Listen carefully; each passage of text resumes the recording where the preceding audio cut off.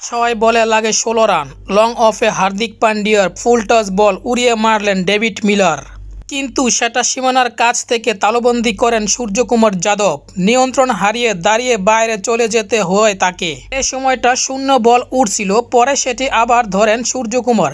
TV review দেখে out দেন Richard ক্যাটলব্রো। Miller out হলে পরে 5 বলে 8 রান করতে সক্ষম হয় দক্ষিণ আফ্রিকা। 11 বছরের শিরোপাটা কাটিয়ে চ্যাম্পিয়ন হয় টিম ইন্ডিয়া।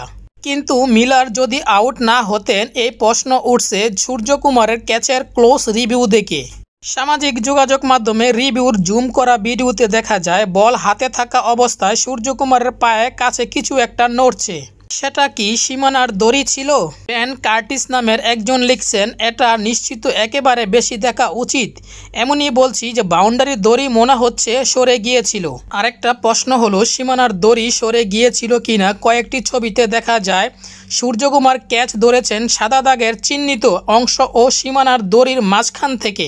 এক্সে রোহিত শঙ্কর নামের একজন লিখেছেন, দক্ষিণ আফ্রিকার জন্য দুর্ভাগ্যজনক, দড়িটা মূল সীমানা লাইন থেকে সরে গিয়েছিল, এটাই হলো বিষয়। যদি দড়ি মূল সীমানা লাইন থেকে সরে গিয়ে থাকে সেক্ষেত্রে আইন কি বলে?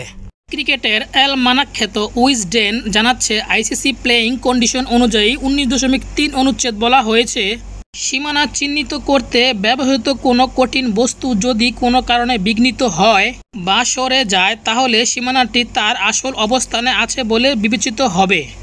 19.3.2 অনুচ্ছেদে বলা হয়েছে, সীমানা চিহ্নিত করতে ব্যবহৃত কোনো কঠিন বস্তু যদি কোনো কারণে বিঘ্নিত বা সরে যায় তাহলে দ্রুত সম্ভব তা ঠিক করতে হবে।